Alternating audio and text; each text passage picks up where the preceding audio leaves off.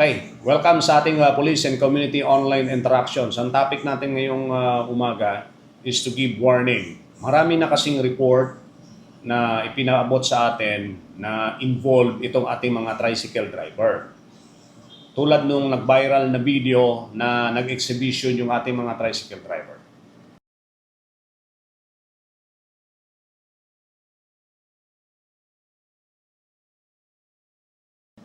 Okay, this is the last warning. At the same time, information drive. Lahat ng mga tricycle driver o tricycle mismo dito sa Maynila, specific dito sa Tondo, mag-secure na kayo ng mga dokumento at lisensya. Bibigyan namin kayo hanggang September 1. Ito na yung full implementations against doon sa mga pasaway ng mga motorcycle driver. Marami na kasing report eh. Itong mga motorcycle driver natin, mga balagbag, hindi sumunod, beating the red light, walang lisensya, walang plaka, lahat na ng complaint, nirereklamo na against sa inyo. Ngayon, ayusin na ninyo. But then, tuloy-tuloy pa rin yung ating kapulisan on ordinance implementation and traffic ordinance implementations. Ang sinasabi ko lang sa September 1, kasama na yung MMDA, MTPB, Highway Patrol Group. This will be a full ordinance and city ordinance implementations doon sa mga tricycle driver. Kapag mahuli kayo ng kapulisan natin na wala kayong mga driver's license, kakasuhan namin kayo. Kapag yung mga sasakyan ninyo, yung mga tricycle ninyo at walang ORCR, i-impound natin. Ito kasi yung proseso ng batas. Pag wala kayong ORCR at na-impound kayo, hindi nyo na makukuha ang sasakyan ninyo kasi yung ORCR, yun ay nagpapatunay na sa inyo yung sasakyan. In the absence of ORCR, it is assumed na nakakinarnap ninyo yung mga sasakyan. At the same time, gagawin natin ito para mapaayos natin yung kalsada, matanggal natin yung mga sasakyan na walang mga dokumento in relation din ito sa ginagamit ng mga motorsiklo dun sa mga riding in tandem. Ulitin ko, secure your driver's license, renew your driver's license, yung registration ng sasakyan ninyo para hindi kayo matikitan, makasuhan, at ma-impound ang mga sasakyan ninyo. Lalong-lalo na yung mga motorsiklo. Sa ating police community online interaction, may question kasi sa atin. Bakit tinitutukan ng clearing operations ang Road 10 at saka Kapulong?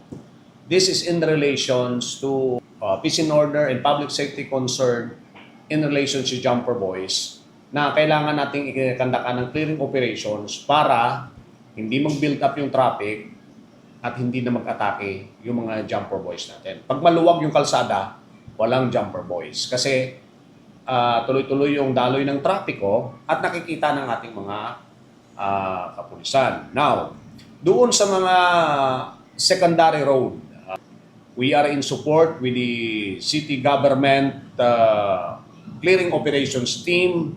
Kasama yung Task Force Sagip, Serbisyo, Araw-Gabi ni Isko Moreno sa publiko, the MMDA, kasama natin ngayon.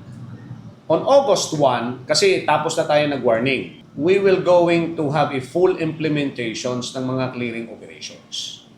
Lahat ng mga illegal parking, lahat ng mga obstructions sa kalsada at sa bangketa, tanggalin nyo na.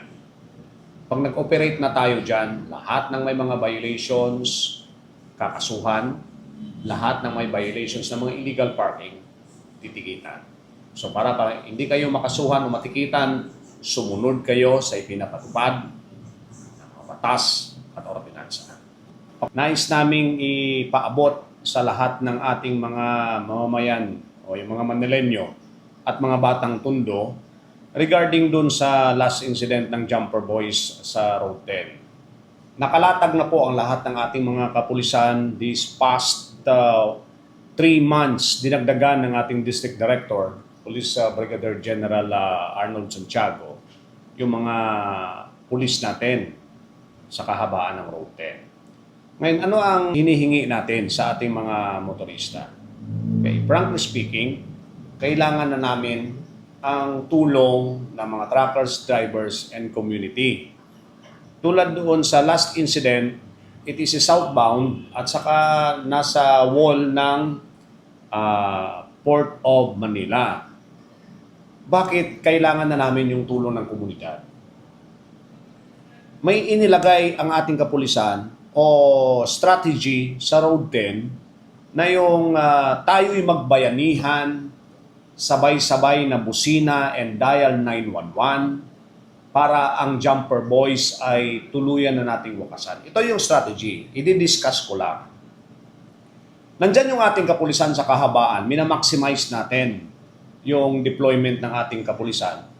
Pag may insidente, hinihingi namin sa lahat ng mga drivers, truckers, motorista, magsabay-sabay na busina at yung malapit doon sa inaatake ng mga jumper boys is mag-hazard. Kasi pag sabay-sabay na busina, makukuha ang atensyon ng ating mga kapulisan, barangay tanod at mga batang tundo na gustong tumulong na maayos na itong kahabaan ng Road 10.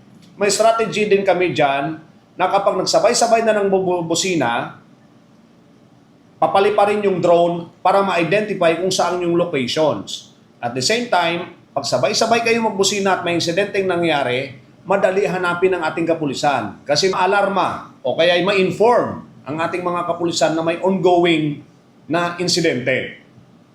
Sa ganung pamamaraan, mapabilis ang responde ng lahat ng ating mga security forces na inilatag dyan. Joint forces natin, lahat ng mga kapulisan natin like local police natin sa PS1, yung mga mobile natin, yung mga intel personnel natin na nakalatag dyan sa Road 10. So with the support of the community, mariresolba natin at ilang buwan na rin na walang insidente sa Road 10. Ngayon, may gusto na namang sumubok, magiging effective ito sa pagtutulungan ng pulis at komunidad, especially yung mga truckers, drivers at mga motorista natin.